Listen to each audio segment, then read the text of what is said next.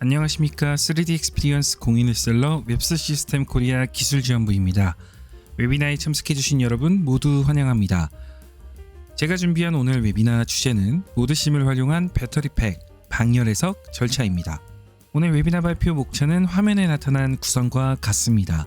솔리드웍스 CAD에 인베디드된 플로우 시뮬레이션을 통해 고객사들이 어디까지 배터리 발열에 의한 영향을 고려할 수 있는지 확인해 보실 수 있는 자리를 마련했습니다. 그 외에 3D 익스피리언스 플랫폼을 통해 어떻게 유동 해석을 진행할 수 있는지까지 짧은 시간 동안 관심 있으신 분들이라면 집중 부탁드립니다. 우리가 알고 있는 전지는 보통 1차 전지 그리고 2차 전지로 구분합니다. 1차 전지는 한 번만 사용할 수 있는 전지, 2차 전지는 전기 에너지와 화학 에너지의 반응으로 반영구적으로 방전 후 충전, 재사용이 가능한 전지를 말합니다. 납축 전지, 니켈 카드뮴 전지, 니켈 수소 전지, 리튬이온 전지 등 다양한 2차 전지들이 존재하며 각각의 전지마다 고유의 특성을 가지고 있습니다. 현재 가장 광범위하게 사용되고 있는 2차 전지는 바로 리튬이온 전지입니다. 고용량, 고출력에 수명이 길고 가벼우면서도 환경 친화적인 특징도 가지고 있습니다. 이러한 특성 때문에 현재 리튬이온 전지는 IT기기, 전기차, ESS 등 다양한 분야에서 활용되고 있습니다. 고성능 배터리는 충격이나 환경에 민감하고 문제가 발생할 경우 담을 수 있는 에너지의 크기만큼 큰 에너지를 방출합니다. 이런 배터리를 그냥 여러 개 줄줄이 연결해서 외부로 노출된 상태로 쓴다면 지속적인 충격과 진동에 의해 연결이 분리되거나 충격, 쇼트가 발생될 경우에는 화재나 폭발이 일어날 가능성이 생깁니다. 이러한 이유 때문에 특정 환경에 대응하거나 기능을 발휘해야 하는 경우에 배터리를 팩으로 제조하고 있는데요. 아쉽게도 배터리 자체의 크기를 무한대로 키우는 것은 어려운 일이고 큰 배터리를 만들고 거기에 팩을 씌우는 것이 공간 효율이 더 좋지 않냐고 말을 하겠지만 큰 배터리를 만들고 외부 충격에 대한 내구성, 수명, 출력 등의 품질을 보장하는 일은 생각보다 매우 어려운 일입니다. 그렇기 때문에 최근 들어 발생한 전기차 화재 발생건으로 환경부가 전기차 안전관리 규제를 강화하겠다고 밝혔는데요. 이러한 사고가 드러나면서 각종 피해들이 속출하고 친환경차 보급에 문제가 생길 수 있다는 점을 인지한 것 같습니다. 전기차 시설의 보조금 지침과 화재 예방형 완속 충전 시설들의 보조금을 대폭 늘린다고 8월 2일에 밝혔습니다. 이러한 화재 사고의 원인은 배터리 또는 충전 시설 또는 차량의 결함으로 의심되지만 문제가 발생하고 나서는 원인을 규명하는 데는 굉장히 어려움이 있을 거라고 생각됩니다. 이러한 제품들이 정확한 해석과 시험 성적서들로 검토가 돼야 되고 제품별로 별도의 규정한 규격들을 신설할 것들로 예상되고 있습니다. 배터리의 충전 또는 사용 시에 과열이나 불균 이런 온도 분포는 배터리 성능 저하, 내구성, 안정성에 치명적인 문제를 야기할 수 있습니다. 이러한 경우들을 대비해 냉각 시스템들을 배터리 그리고 충전 시설들의 다양한 형태로 검토가 되고 있습니다. 이와 같이 배터리 셀들이 결합된 모듈 팩 제품에 대해서 오늘 모드심 열 유동 해석 시뮬레이션을 통해 사전에 여러분들의 설계품을 확인해 보실 수 있는 간단한 예제를 준비했습니다. 솔리드웍스 플로우 시뮬레이션은 솔리드웍스 UI에 완전하게 통합된 전산 유체역학 CFD 솔루션입니다.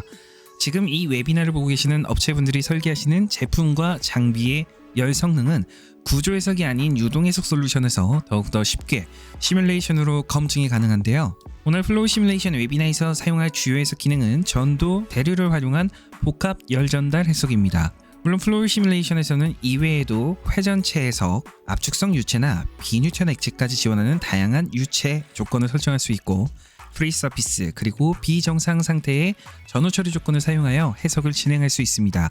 더 나아가 AI 기능과 같은 파라미터 스터디를 통해 설계 제품의 치수 또는 해석 조건 등을 최적화할 수 있습니다. 지금 화면에 보이시는 모델은 21700 배터리 셀 12개로 조립이 된 배터리 모듈입니다.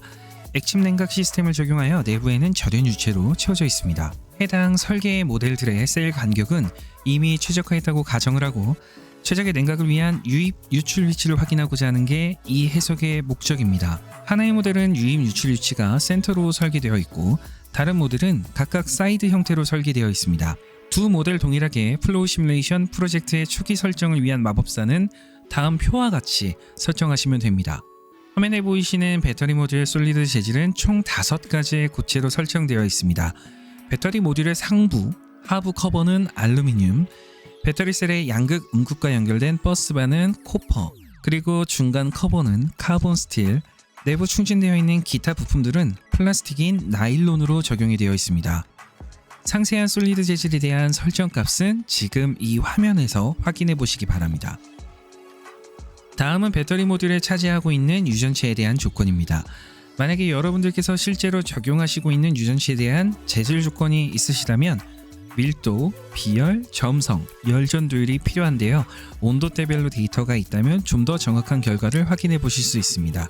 추가적으로 인터넷으로 검색을 하시기보다는 제조사의 데이터 시트를 요청하시는 것이 실제 실험 결과나 또는 작동 결과와 가장 비슷하게 해석을 진행할 수 있을 겁니다. 이제 유전체의 유입 유출 조건을 적용하겠습니다. 유입구는 0.5m/s 속도로 설정되어 있고 유출 조건은 환경압력, 대기압으로 설정을 완료하였습니다.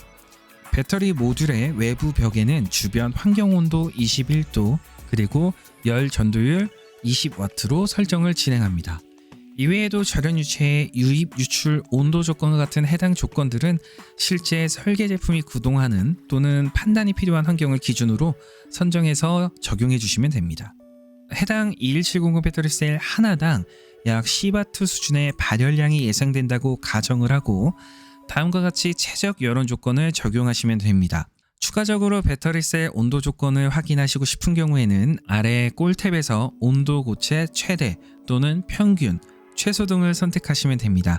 해석이 완료되시면 한 번에 데이터로 확인해 보실 수 있습니다. 플로우 시뮬레이션 상위 버전에서부터는 패턴화된 부품의 경우에는 하나만 선택하시고 부품 인스턴스 복사 기능을 사용하시면 하나만 열원을 적용하시더라도 12개가 바로 적용이 완료됩니다. 자, 이제 해석을 진행하기 위해서 메쉬를 작성합니다.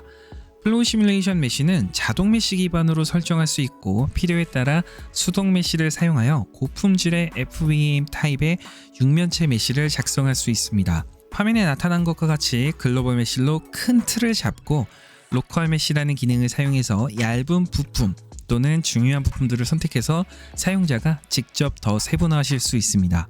지금 현재 배터리 모듈에는 글로벌 메쉬와 로컬 메쉬라는 기능을 사용해서 약 200만 개 수준의 메쉬를 작성했습니다. 그리고 나서 저는 바로 해석을 진행을 했는데요. 저희 해석용 장비는 라이젠 9 32코어 CPU 64GB 램을 장착하고 있고요. 이 해석 장비에서 해석 시간은 한 케이스당 약 2시간 내외로 시간이 소요된 것을 확인했습니다. 첫 번째로 유속 결과입니다. 단면은 섹션 A 두 모델 다 절연유체가 인입되는 위치가 아니다 보니 유속의 발달이 크게 보여지지는 않습니다. 두 번째 단면의 섹션 B에서부터 편차가 조금 다르게 나타나는 것을 확인해 보실 수 있는데요. 유입, 유출 위치가 중간인 첫 번째 케이스에서는 유속이 유입구 쪽에서 점차 발달되는 것을 확인해 보실 수 있습니다. 세 번째 단면인 섹션 C에서부터는 두 모델에서 전체적으로 유입, 유출에서 속도가 발달되는 것을 확인해 보실 수 있고요. 섹션 D에서는 전체적으로 유속이 발달되지 않는 모습을 확인해 보실 수 있습니다. 이제 유속 결과의 마지막 단계에서 확인해 보겠습니다. 섹션 2단면인데요.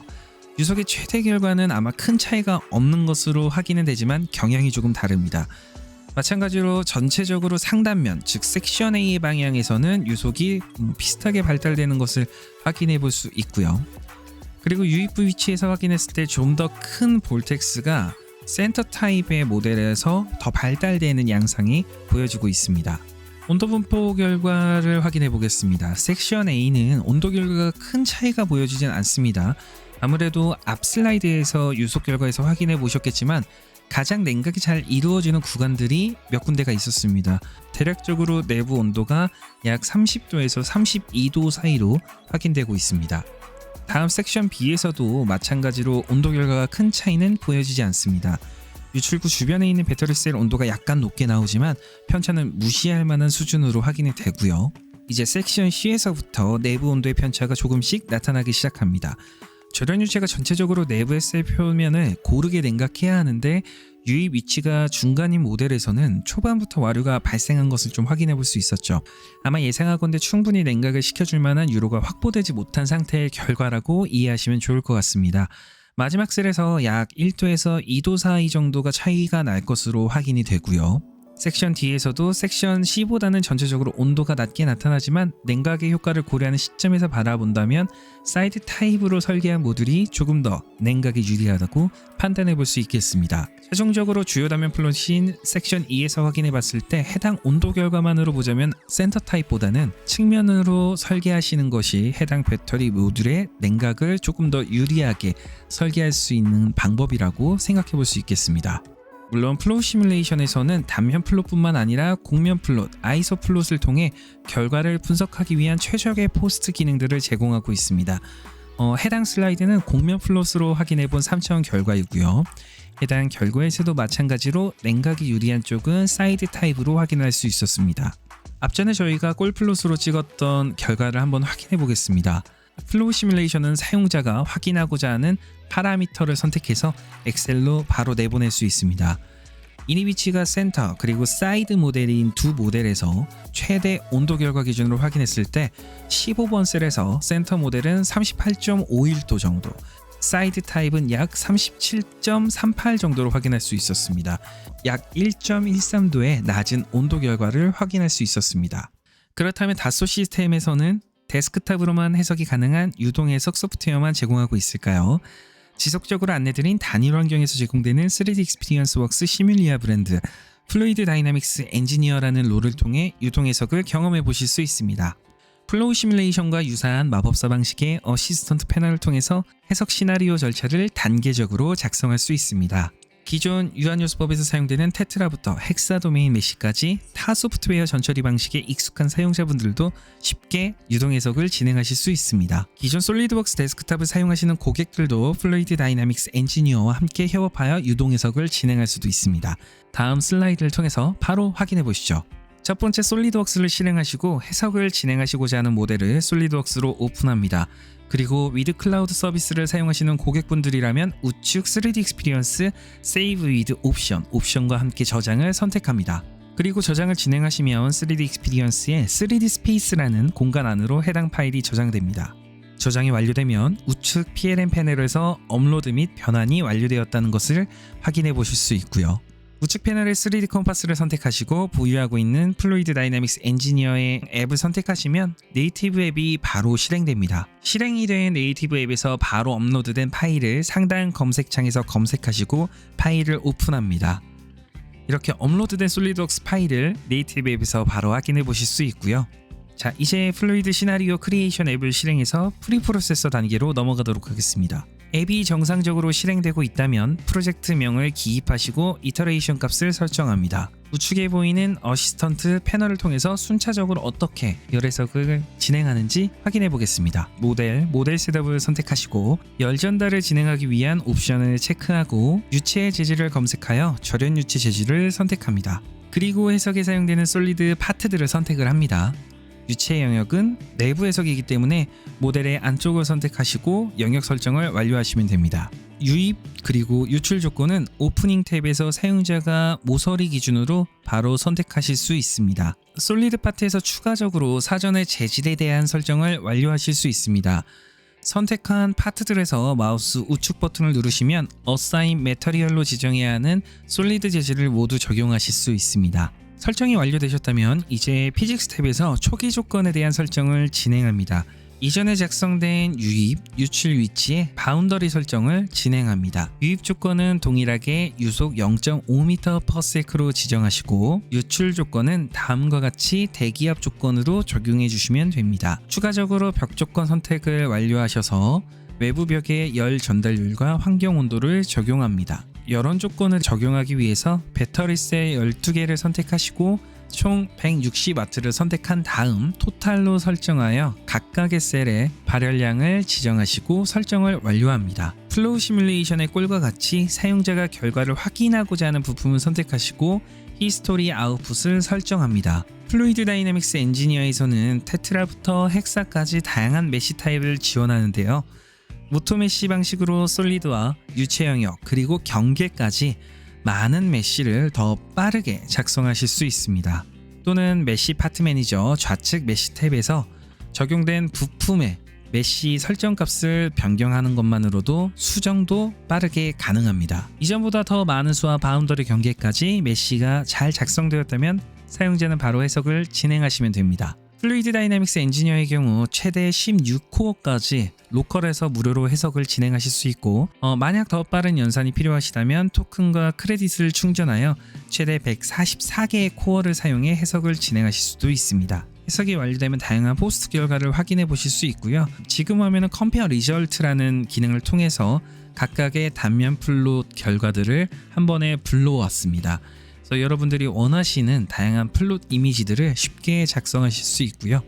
또한 해석 시 3D 익스피리언스 컨텐츠로 저장을 하시면 다른 사용자분들과 함께 뷰어를 설치할 필요 없이 브라우저에서 해석 결과를 바로 확인해 보실 수 있고 이미지를 저장하거나 출력하시고 또는 스윕이라는 커뮤니티에 게시하실 수도 있습니다.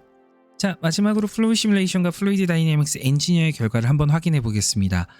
해석의 배터리 셀의 최대 온도 분포는 약 37도 수준으로 확인이 되고요. 컬러바, 레전드의 RGB 그라데이션 색상 코드가 약간 다르기 때문에 전체적으로 색상의 차이는 좀 있지만 유사한 경향의 해석 결과를 도출해낼 수 있었습니다. 이제 솔리드웍스 기존 사용자부터 타캐드 사용자까지 다소 시스템의 CFD 소프트웨어를 통해 열 해석을 더욱더 직관적이고 쉽고 빠르게 확인해 보실 수 있습니다.